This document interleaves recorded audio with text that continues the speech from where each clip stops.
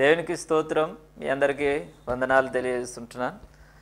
ఈ దినము కొరకు ఏర్పరచబడినటువంటి వాక్య భాగము యోహాను సువార్త 19వ అధ్యాయం 26వ వచనం చదువుకుందాం.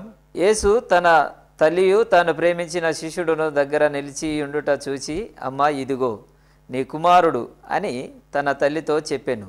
ఆమేన్. దేవునికి స్తోత్రం. హల్లెలూయా, హల్లెలూయా, హల్లెలూయా. స్తోత్రం. Praise the Lord. Shalom, maranatha. మీ అందరికీ ప్రత్యేకమైన వందనాలు తెలియజేస్తున్నాను. ప్రభు కృపను బట్టి ఆయన హెచ్చవలసి ఉన్నది. హీ మస్ట్ ఇంక్రీజ్ అనేటువంటి కార్యక్రమం ఇలా ఎపిసోడ్ నుంచి ఎపిసోడ్లోకి, అనగా ఎపిసోడ్ వెంబడి ఎపిసోడ్ ఇలాగా కొనసాగుతుంది. అందును బట్టి నేను ప్రభు నామాన్ని మహిమపరుస్తున్నాను. ఇప్పటివరకు ఈ కార్యక్రమాన్ని మీరు ఆదరిస్తున్న విధానాన్ని బట్టి నేను దేవుని స్తుతిస్తున్నాను. దేవుడు మనకిచ్చిన మంచి దినము కొరకై దేవునికి స్తోత్రం చెప్దాం. స్తోత్రం, స్తోత్రం, స్తోత్రం. అంతేకాకుండా దేవుడు సంవత్సరపు అంతములోకి, ఇయర్ ఎండింగ్లోకి మనల్ని తీసుకువచ్చాడు. మనల్ని నూతన సంవత్సరంలో దేవుడు ప్రవేశపెట్టబోతున్నాడు. అందుకొరకే దేవునికి స్తోత్రం చెప్దాం. స్తోత్రం, స్తోత్రం. హల్లెలూయా, హల్లెలూయా.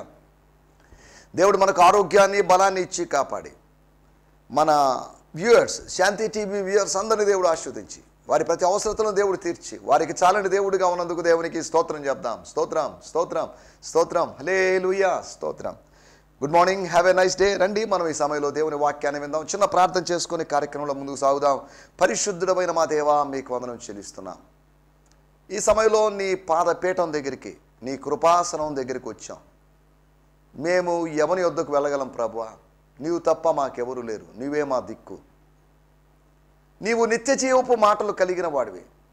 నీవు మాత్రమే నిత్య జీవపు మాటలు కలిగిన వాడివి కనుక వేరొక వ్యక్తిని మేము ఎత్తుక్కోలేము, కనుగొనలేము.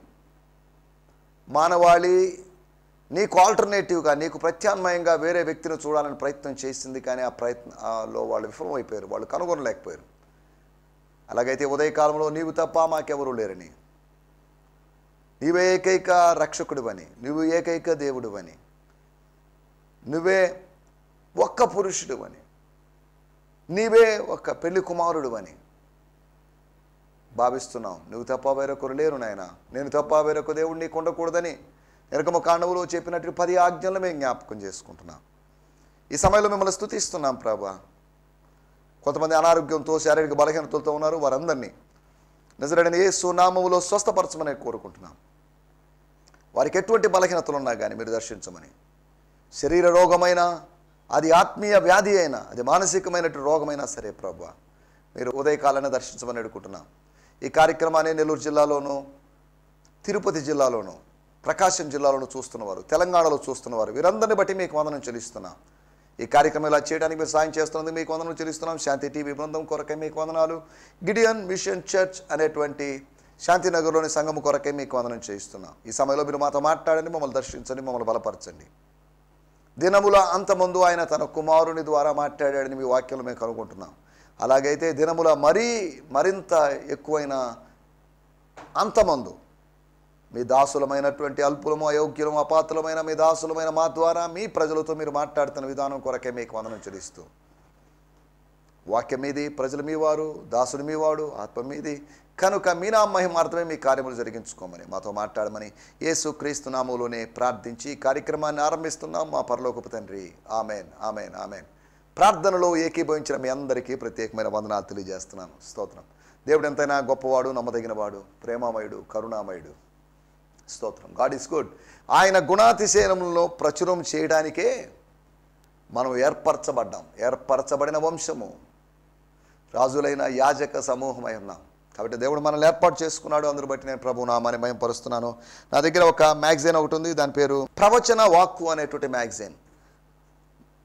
మా జతపనివాడు దేవుజనులు పాస్టర్ నిస్సి ఎజెకియల్ గారు, బందాపురం, రాజమహేంద్రవరం అనగా రాజమండ్రి, ఈ 2 ప్రదేశాల్లో పరిచయం చేస్తున్నట్టు, పశ్చిమ గోదావరి జిల్లాలో పరిచయం చేస్తున్నట్టు దేవుజనులు, యవన దేవుజనులు, వీరు ప్రచురిస్తున్నటువంటి ఈ ద్విమాస పత్రిక కావాలంటే నన్ను సంప్రదించండి. వీరి అడ్రస్ ఇవన్నీ వెనకాల ఉన్నాయి, నేను మీకు తెలియజేస్తాను.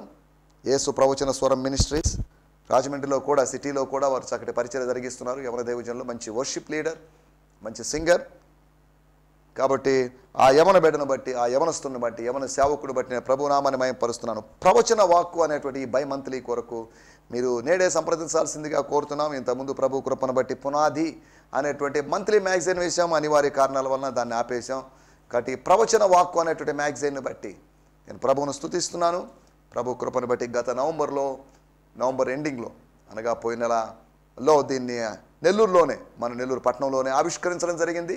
కనుక పాస్టర్ నిస్సీ గారి నంబరు వివరాలన్నీ నేను పంపుతాను, లేదంటే నేను కొన్ని కాపీస్ తీసుకొచ్చి మీకు చేర్చడానికి ప్రయత్నం చేస్తాను. వారి నంబర్ వచ్చేసి 88555644 88555644 88555644 అనేటువంటి నంబర్కి పాస్టర్ నిస్సీ ఎజెకియల్ గారు, పి నిస్సీ ఎజెకియల్ గారు, వారిని మీరు సంప్రదించాల్సిందిగా కోరుతున్నాం. దేవుని స్తోత్రం. గత ఎపిసోడ్లో మనం ఆలోచించిన విషయాలు మీకు గుర్తు చేసి ముందుకు సాగుతాను. యేసు యొక్క త్యాగం గురించి, అనగా యేసు యొక్క ప్రాణత్యాగం గురించి. యేసు యొక్క ప్రాణత్యాగమే కాదు, యేసు యొక్క మరి 4 త్యాగాల గురించి నేను మీకు జ్ఞాపకం చేశాను. యోహాను సువార్త 19వ అధ్యాయము 30వ వచనాన్ని ఆధారంగా చేసుకుని ఆయన మౌనం వహించాడు, అనగా వాక్కును త్యాగం చేశాడు, అనగా మాట్లాడకుండా ఉన్నాడు, మౌనము దాల్చాడు, అనగా వాక్కును త్యాగం చేశాడు. He sacrificed the words, the speaking opportunities. He becomes silent. రెండవది ఆయన తన వస్త్రాల్ని తన దగ్గర ఉన్నటువంటి, తాను శిలువలో వేలాడుతున్నాడు, తన కిందుగా ఉన్నటువంటి భూమి మీద ఉన్నటువంటి, ఈయన భూమికి ఆకాశానికి మధ్యలో వేలాడుతున్నట్టుగా ఉన్నాడు, అక్కడ ఉన్నటువంటి రోమా సైనికులకి తన వస్త్రాన్ని పంచి ఇవ్వడం జరిగింది. ఆయన పంచివ్వలేదు, వాళ్ళే చీట్లు వేసుకుని పంచుకున్నారు. తన వస్త్రాన్ని కూడా ఇచ్చివేశాడు ఆయన. అనగా ఆయన దిగంబరుడుగా మారాడు, అర్ధనగ్నంగా మారాడు అనేటువంటి ఆ భావన ఆయనలో లేదు. కానీ వాళ్ళకి మాత్రం వస్త్రం కావాల్సిందే. తమ ఆత్మీయ నగ్నత్వాన్ని కప్పడానికి ఒక యేసు ధరించినట్టు భౌతిక వస్త్రమైనా పర్లేదు అన్నట్టుగా వాళ్ళు భావించారు. అలా భావించారని రెఫరెన్స్ ఏం లేదు, కానీ నా మాటల యొక్క ఉద్దేశం, యేసుకు వస్త్రం అవసరం లేదు, వాళ్ళకి వస్త్రం అవసరమైంది. యోసేపుకు వస్త్రం అవసరం లేదు, అనగా దిగంబరుడుగా తిరుగుతున్నాడని కదా దాని అర్థం. కానీ పోతీఫరు భార్య ఆ వస్త్రాన్ని సాక్ష్యంగా ఉంచుకుంది, ప్రూఫ్.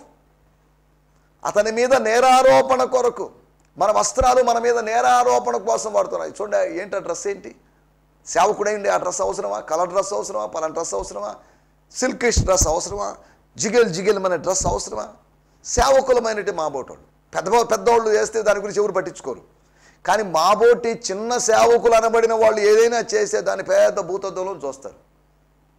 పెద్ద దైవజనులు అనబడిన వాళ్ళు చేస్తున్న దాన్ని సమర్థించడానికి అనేకమైన స్వరాలు లేస్తాయి. కానీ మాబోటోళ్ళని విమర్శించడానికి వేల గొంతులు లేస్తాయన్నలో ఎటువంటి సందేహం లేదు. ఎవరు విమర్శించినా, ఎవరు పొగిడినా ప్రభు కృపను బట్టి, ప్రభు యొక్క నడిపింపును బట్టి ముందుకు సాగాలి దైవజనులు. మేము సాగుతున్నాం, అందును బట్టి నేను ప్రభు నామాన్ని మహిమపరుస్తున్నాను. స్తోత్రం. యేసు యొక్క వాక్కు త్యాగము, వస్త్ర త్యాగము, వ్యక్తి త్యాగము, తన తల్లిని అప్పగించేశాడు. ఇప్పుడు కాదు, మళ్ళీ 40 రోజులు నేను ఇక్కడే భూమి మీద ఉంటాను, తర్వాత నా తల్లి బాధ్యతను నువ్వు తీసుకోవాలని చెప్పలేదు. సిలువ మీద నుంచే, సిలువ ఉన్నతమైన స్థలమా, ఉన్నతమైన స్థలములో నుంచే ఒక జడ్జిమెంట్ ఇచ్చినట్లుగా, take the responsibility of my mother అని అన్నట్టుగా తల్లిని ఇచ్చేశాడు. తల్లిని ఎవరు ఇవ్వలేరు, తల్లిని దూరం చేసుకోలేరు. వెంటనే ఆయన చేర్చుకున్నాడని చరిత్ర చెప్తున్నట్టు విషయం. సుమారు 15 సంవత్సరాలు మరియమ్మ గారు యోహాను గారితో ఉన్నారని, తర్వాత ఆమె ప్రభువునందు నిద్రించారని, అనగా చనిపోయారని. అంతేకాని స్వర్గారోహణ చేశాడనడానికి ఎటువంటి ఆధారాలు లేవు. ఎందుకు చెప్తానంటే, సిలువ మరణం తర్వాత 15 సంవత్సరాలు ఆమె బతికింది అని చరిత్ర చెప్తుంది. అంతవరకు బైబిల్ ఎక్కడ రెఫరెన్స్ చూపించబట్టి నేను చూపించలేను. ఆన్లైన్లో నెట్లోకి వెళ్తే మనకు అటువంటి ఆధారాలు దొరుకుతాయి. అవి అంత ప్రాముఖ్యమైన విషయాలు కాదు. ఆమె ఎన్ని సంవత్సరాలు బతికింది ఏంటి అనేది ప్రాముఖ్యమైన విషయాలు కాదు. కానీ 15 సంవత్సరాలు ఆమె బాధ్యతను తీసుకున్న వ్యక్తిగా యోహాను చూస్తున్నాం. యేసు ప్రభు సుమారు 30 సంవత్సరాలకు పైగా, 30-32 సంవత్సరాలు బాధ్యత తీసుకున్నాడు. తాను బాధ్యత తీసుకున్న దాంట్లో సగం సంవత్సరాలు తన శిష్యునికి అప్పగించేసాడు. అనగా తల్లి విషయంలో ప్రత్యక్షంగానో పరోక్షంగానో ఇంచుమించు ఆయన 47 సంవత్సరాల బాధ్యత తీసుకున్నాడు. ఆమె బతికున్నంత వరకు, భూమి మీద బతికున్నంత వరకు ఆమె బాధ్యత తీసుకున్నాడు. ఒక మంచి కుమారుడని, ఉత్తమ కుమారుడని, ఉత్తమ పుత్రుడని తాను నిరూపించుకున్నాడు అన్నలో ఎటువంటి సందేహం లేదు. కాబట్టి ఈ దినాల్లో ఈ మాటలు వింటున్నటువంటి బిడ్డలారా, దేవుని బిడ్డలారా, యవన బిడ్డలారా, మీరు మంచి కుమారులని, మంచి కుమార్తెలని మీరు నిరూపించుకోండి. అవును, she's a good daughter, she's a good son. తల్లిదండ్రులను బాగా చూసుకుంటారండి వాళ్ళు అన్న విధంగా. దేవుని స్తోత్రం, హల్లెలూయా. 4వ విషయము, ఆయన వీపును త్యాగం చేశాడు, వీపును ఇచ్చేశాడు. గుద్దుతారా? గుద్దండి. ఇంకేమైనా చేస్తారా? చేయండి. దున్నబడడానికి కూడా తన వీపును. వాళ్ళు దున్నారు అంతవరకే కానీ దున్నిన నేలలో ఏం విత్తలేదు. తమ పగను విద్వేషాన్ని విత్తుకున్నారే కానీ అక్కడ ప్రేమను విత్తలేకపోయారు. దున్నారు, అక్షరార్థంగా దున్నారని కాదు అర్థం. దున్నాలంటే నాగలి కావాలి కదా, నాగలి తీసుకొని రాలేదు కదా, కొరడాలతోనే కదా కొట్టింది అని అక్షరార్థంగా మాట్లాడితే మనం దాన్ని అంత సమర్థించలేము. సరే, దేవుని స్తోత్రం.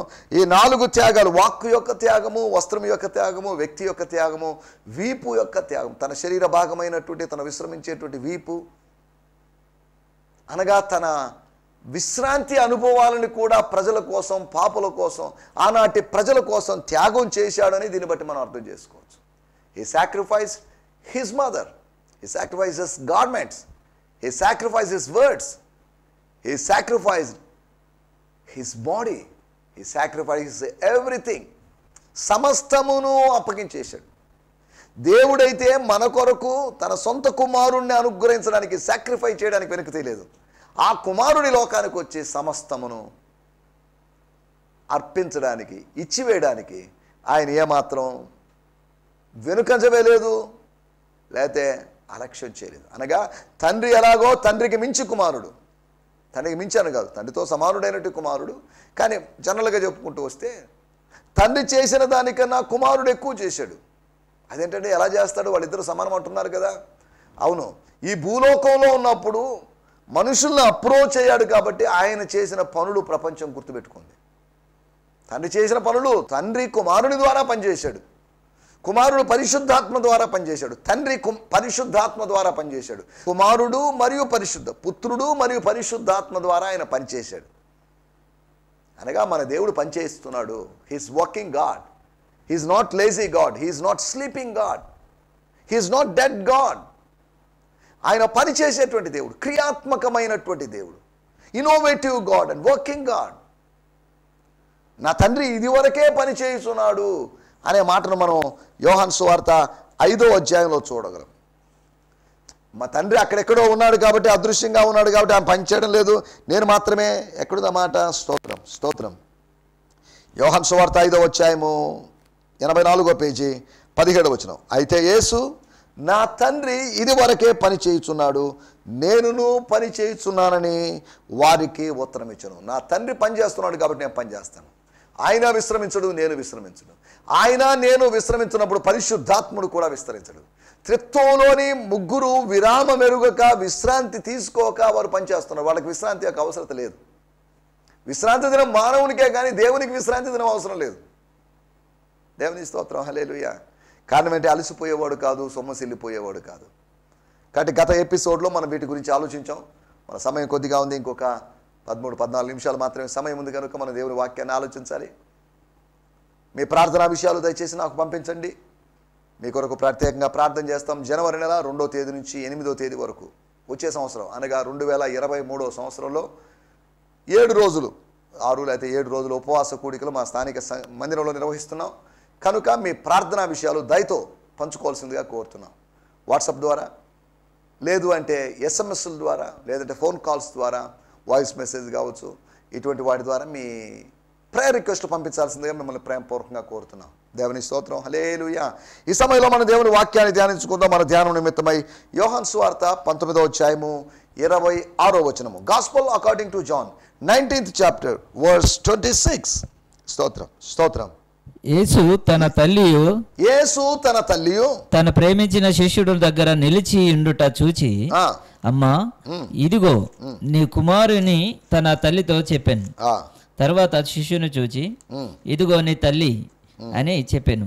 When Jesus therefore saw his mother and the disciple whom he loved standing there, he said to his mother, Woman, look, here is your son. దేవుని స్తోత్రం, హల్లెలూయా. అలాగే నేను చదివింది ఫాదర్స్ లైఫ్ న్యూ టెస్టిమెంట్ అన్నట్టు న్యూ టెస్టిమెంట్లోంచి, అలాగే ద ప్యాషన్ ట్రాన్స్లేషన్ అనగా Brian Simmons గారి తర్జుమా నుంచి నేను చదువుతాను. తర్వాత వాడుక భాషలో కూడా దైవజనులు తెలంగాణ నుంచి వచ్చినటువంటి నాతో పాటు స్టూడియోలో ఉన్నటువంటి పాస్టర్ జె ఉదయ్ కుమార్ గారు ఉన్నారు. వారు మనకు రెఫరెన్స్ చదివి సహకరిస్తున్నారు, వారు చదువుతారు. So when Jesus look down, ఆయన కిందకి చూసినప్పుడు, when Jesus look down and saw the disciple he loved standing with her, he said, mother look, John will be a son to you. దేవుని స్తోత్రం, హల్లెలూయా. ఆయన కిందకు చూచి ఆ శిష్యుడు, తాను ప్రేమించినటువంటి శిష్యుడు, తనని ప్రేమించినటువంటి శిష్యుడు ఆమెతో అనగా తన తల్లితో నిలబడ్డం చూసి ఇలా అన్నాడట, అమ్మా చూడు, యోహాను ఇక మీదట నీ కుమారుడు అవుతాడు. John will be a son to you. నీకు ఒక కుమారుడు అవుతాడు. నీ కుమారులు ఉన్నారు, నేను లేను, నేను వెళ్ళబోతున్నాను, నేను మళ్ళీ వస్తాను, లేకపోతే 40 రోజుల తర్వాత వెళ్ళిపోతాను, మళ్ళీ ఎప్పుడు వస్తానో నాకు తెలియదు, అప్పటికి మీరు వీళ్ళు భూలోకంలో ఉండరు. John will be a son to you. జాన్ని కూడా నువ్వు ఒక కుమారునిగా భావించుకోవడంలో తప్పేం లేదు. దేవుని స్తోత్రం, హల్లెలూయా. ఈ మాటలు వాడుక భాషలో కూడా మనం చదువుకుందాం. యోహాను సువార్త 19వ అధ్యాయం 26వ వచనం. యేసు తన తల్లి తన ప్రియ శిష్యుడును అక్కడ నిలిచి ఉండుట చూశాడు. తన ప్రియ శిష్యుడు కూడా అనగా యోహాను అనేటువంటి ఆయన కూడా ఉండడం, లేదా ఆయన ఉండడం చూశాడు. తన తల్లితో, అమ్మా ఇదిగో నీ కుమారుడు అని అన్నాడు. ఇదిగో నీ కుమారుడు అని అన్నాడు. దేవుని స్తోత్రం, హల్లెలూయా. ఇందులోంచి ఈ వచనాన్ని ఆధారంగా చేసుకొని ఈ వాక్యం చదవడంలో ఉద్దేశం ఏంటి అంటే, ఇందులోంచి కొన్ని విషయాలు మీకు జ్ఞాపకం చేయాలని ఆశిస్తున్నాను. మనం తీసుకున్న మూలవాక్యంగా తీసుకున్న మాటలో సిలువ దగ్గర అనేక మంది లేరు, శత్రువులు అధికంగా ఉన్నారు, కానీ స్నేహితులు సన్నిహితులు తక్కువ మందిగా ఉన్నారు. మన టైటిల్ నెరవేర్చబడినటువంటి, లేకపోతే నెరవేరినటువంటి ప్రవచనాలు, ఫుల్ఫిల్డ్ ప్రొఫెసీస్. కొన్ని ప్రొఫెసీస్ గురించి, ఒక 5 ప్రవచనాల గురించి నేను మీకు జ్ఞాపకం చేయబోతున్నాను. ఆల్రెడీ ఇక్కడ కొన్ని ప్రవచనాల యొక్క, యోహాను సువార్త 19వ అధ్యాయంలో కొన్ని ప్రవచనాల యొక్క ప్రస్తావన ఉంది. ఆ ప్రస్తావించబడినటువంటి ప్రవచనాల గురించి నేను మాట్లాడడం లేదు. ఎందుకంటే 19వ అధ్యాయం 24వ వచనంలోను, 19వ అధ్యాయము 36లోను, 19వ అధ్యాయము 37వ వచనంలో, అనగా 3 వచనాల్లో, అనగా ఈ అధ్యాయంలో యోహాను చెప్పిన దాని ప్రకారము, యోహాను వివరించిన దాని ప్రకారము 3 ప్రవచనాలు నెరవేరినాయి.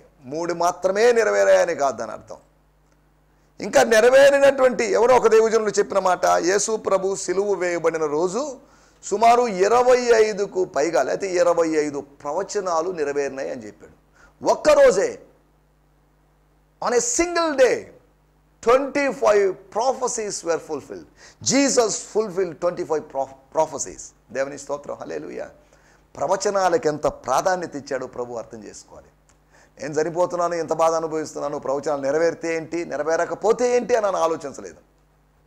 స్తోత్రం.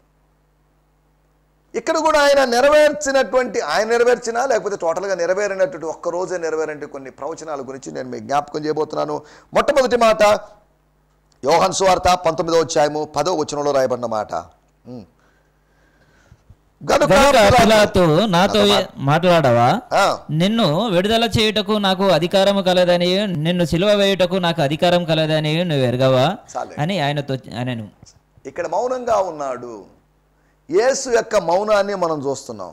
మౌనంగా ఉండడం, ఎందుకు మౌనంగా ఉన్నాడు? మాట్లాడొచ్చు కదా, ఎదురు తిరిగి మాట్లాడొచ్చు కదా, కోపంతో మాట్లాడొచ్చు కదా, వాళ్ళ నోళ్ళు మూసేలాగా మాట్లాడొచ్చు కదా, కొండ మీద ప్రసంగం చేసిన వాళ్ళకు ప్రసంగం చేయొచ్చు కదా. లేదు, మౌనంగా ఉన్నాడు ఆయన. మౌనంగా ఉండడానికి కారణం ఏంటి? మౌనంగా ఉండడము ప్రవచనం యొక్క నెరవేర్పు, లేదా ప్రవచనం యొక్క his silence is a part in the process of fulfilling the ప్రొఫెసీ. ప్రవచన నెరవేర్పును చేయడములో భాగంగా ఆయన మౌనంగా ఉన్నాడు. యెషయా గ్రంథము 53వ అధ్యాయము 7వ వచనంలో రాయబడిన మాట ఏంటంటే, బుక్ ఆఫ్ ఐజయా 53:7లో రాయబడిన మాట, యేసు ఎలా ఉన్నాడు అనే మాట అక్కడ రాయబడింది. ఎలా ఉన్నాడు? మామూలుగానే ఉన్నాడు కదా? కాదు, ఆయన గురించి చెప్పబడినటువంటి విషయం 53వ అధ్యాయంలో మనం గమనించినట్లయితే 7వ వచనంలో అక్కడ రాయబడిన మాట, అతడు దౌర్జన్యము నొందెను. అతడు అనగా యేసు దౌర్జన్యం నొందాడు, బాధింపబడిన అతడు నోరు తెరవలేదు. యేసు నోరు తెరవలేదు. ఎలా తెరవలేదు ఏంటి అనే దాని గురించి కొద్దిగా వివరణ ఇచ్చాడు. ఆయన నోరు తెరవలేదు. వదకు తేబడిన గొర్రె పిల్లయు బొచ్చు కత్తిరించు వాని ఎదుట గొర్రెయు మౌనంగా ఉండునట్లు అతడు నోరు తెరవలేదు. గొర్రె పిల్లయు గొర్రెయు మౌనముగా ఉండునట్లు అతడు నోరు తెరవలేదు. నోరు తెరవని యేసును గురించినట్టు ప్రవచనం 700 సంవత్సరాల తర్వాత దాని నెరవేర్పు సిలువ దగ్గర చూస్తున్నాం. ఆయన నోరు తెరవలేదు అనగా ఆయన మౌనం వహించడము అనేటువంటి ఆ ప్రవచనం నెరవేరింది. బాధలో ఉన్నప్పుడు కొన్నిసార్లు ఎక్కువ మాట్లాడేటువంటి అవకాశం ఉంది. అనారోగ్యం వచ్చినప్పుడు ఎక్కువ మాట్లాడే అవకాశం ఉంది. నీరసంగా ఉన్నప్పటికీ కూడా మాట్లాడొద్దన్నప్పటికీ కూడా మాట్లాడతాం. లేకపోతే నిద్రలో కలవరించేటువంటి అవకాశం కూడా ఉంది. ఒకటి, ఆయన మౌనంగా ఉండడం ప్రవచనం యొక్క నెరవేర్పు. రెండో విషయాన్ని నేను మీకు జ్ఞాపకం చేస్తాను. యోహాను సువార్త 19వ అధ్యాయము 18వ వచనం. యోహాను సువార్త 19వ అధ్యాయం 18వ వచనం. అక్కడ ఈ వైపు ఆ వైపు ఒకనే మధ్యను యేసును ఉంచి ఆయనతో కూడా ఇద్దరిని సిలువ వేసి ఆయనతో కూడా ఇద్దరిని సిలువ వేసిరి. ఏంటి సిలువ వేశారు? యెషయా గ్రంథము 53వ అధ్యాయంలో 12వ వచనంలో మనం గమనిస్తే అక్కడ ఒక ప్రవచనం చెప్పబడింది. ఆ ప్రవచనం యొక్క నెరవేర్పులో భాగంగా ప్రవచనములో ప్రస్తావించబడింది. చారిత్రాత్మక పుస్తకంలో సువార్తలో దాని నెరవేర్పును మనం చూస్తున్నాం. యెషయా గ్రంథము 53వ అధ్యాయము 12వ వచనంలో రాయబడిన మాట ఏంటంటే, కావున గొప్పవారితో నేను అతనికి పాలు పంచిపెట్టేదను, గనులతో కలిసి అతడు కొల్ల సొమ్మును విభాగించుకొనును. ఏలయనగా మరణమునందునట్లు అతడు తన ప్రాణమును దార పోసెను. అతిక్రమము చేయు వారిలో ఎంచబడిన వాడాయను. అతిక్రమము, ఇది ప్రవచనం అనగా ఇద్దరు, కుడి వైపున ఒకడు ఎడమ వైపున ఒకడు ఉన్నాడు. అతిక్రమము చేసిన వారు వాళ్ళు. ఈయనేమో అతిక్రమము చేయనివాడు. వాళ్ళకి ఈయనకి తేడా చూడండి.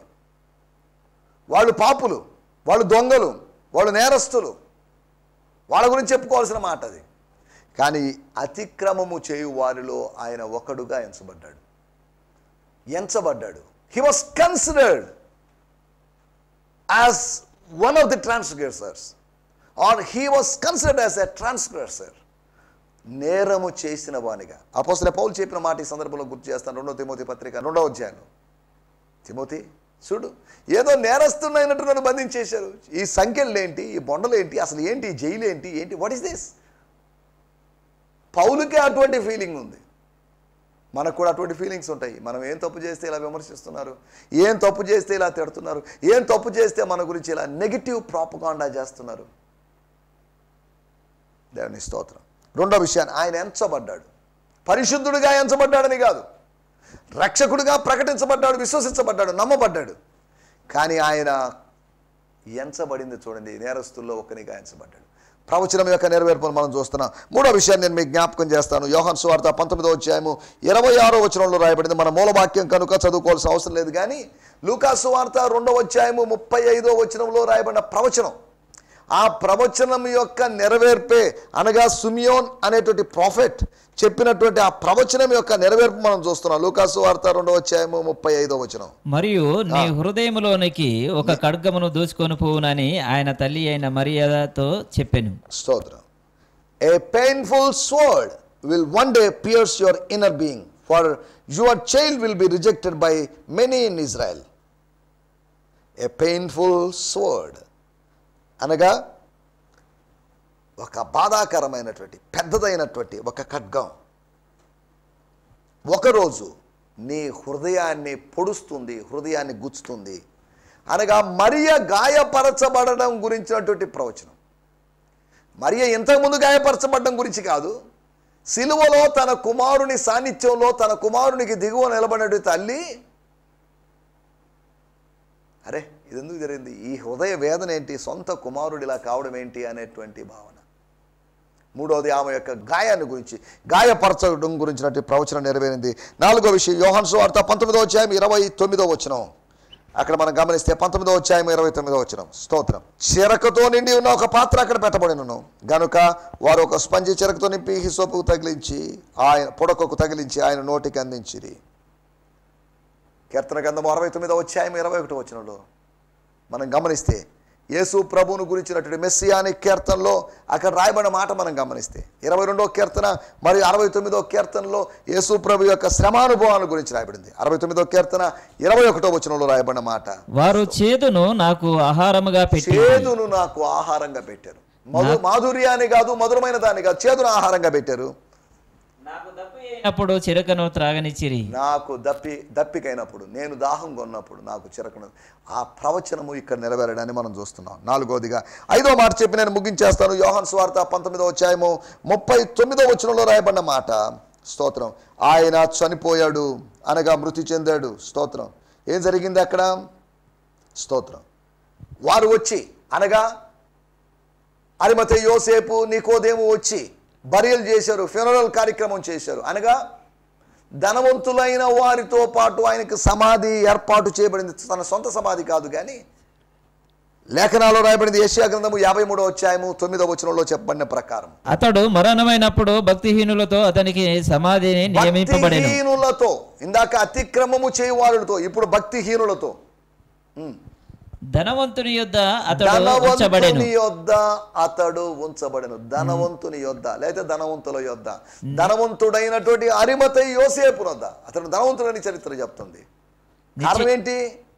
ధనవంతుడు అనేది కారణం ఏంటి? విస్తారమైన సుగంధ ద్రవ్యాలు తీసుకొచ్చాడు. లేకపోతే ఆ రిస్క్ తీసుకొని, పర్మిషన్ తీసుకొని ఆ కార్యక్రమాన్ని నిర్వహించాడు కనుక సుగంధ ద్రవ్యాలు తీసుకొచ్చి నికోడేమస్ కూడా రిచ్ మ్యాన్. లేకపోతే యోసేపు గురించో నికోదేము గురించో లేదా ఇద్దరు గురించో, ఆ ధనవంతులు ఇద్దరి దగ్గర ఆయన ఉంచబడ్డాడు అనే మాటలు మనం అనగా ఆయన సమాధి చేయబడడం గురించి నా మాటలు నేను ఇక్కడ ముగిస్తున్నాను. ఆయన మౌనంగా ఉండడం గురించి, అంతేకాకుండా ఆయన ఎంచబడ్డం గురించి, ఆయన తల్లి గాయపరచబడ్డం గురించి, అంతేకాకుండా చేదును స్వీకరించడం గురించి, చేదు ఇవ్వబడ్డం గురించి, అంతేకాకుండా సమాధి చేయబడ్డం గురించి, యేసును గురించినటువంటి ప్రవచనాలు నెరవేరినాయి. యేసును గురించిన ప్రవచనాలు నెరవేరినాయి అంటే యేసు చెప్పినటువంటి ప్రవచనాలు నెరవేరబోతున్నాయి. యేసును గురించినవి, యేసు చెప్పినవి రెండూ నెరవేరుతున్నాయి. రెండు ప్రవచనాలే, రెండు అబద్ధాలు కాదు. ఆయన తన రాకడను గురించి చెప్పాడు, నేను మరలా వస్తానని చెప్పాడు. యేసు యొక్క శ్రమలు, ఆయన శ్రమల్లో మనం పాలిభాగస్తులం కావాలి. కాబట్టి నా మాటలు నేను ఇక్కడ ముగించేస్తున్నాను. దేవుని స్తోత్రం. కాబట్టి ప్రవచన వాక్యాలని అనగా దేవుని వాక్యాన్ని నెరవేరుస్తూ యేసులాగా ముందుకు సాగడానికి మనకు పరిశుద్ధాత్మ దేవుడు సహాయం చేయనుగాక. ఆమేన్, ఆమేన్, హల్లెలూయా, హల్లెలూయా. మీ అందరికీ వందనాలు. ఈ సందేశము మీకు ఆశీర్వాదకరంగా ఉందని నమ్ముచున్నాము. ప్రార్థన అవసరతల కొరకు మమ్మల్ని సంప్రదించవలసిన మా చిరునామా గిద్యోన్ మిషన్ చర్చ్, 6వ వీధి, శాంతినగర్, నెల్లూరు 4, ఆంధ్రప్రదేశ్. పిన్ 524004. మా ఫోన్ నంబర్లు 7036443613 మరి ఒక నంబర్ 9392293010. మా ఈమెయిల్ ఐడి gfihmi2015@gmail.com. దేవుడు మిమ్మును ఆశీర్వదించునుగాక. ఆమేన్.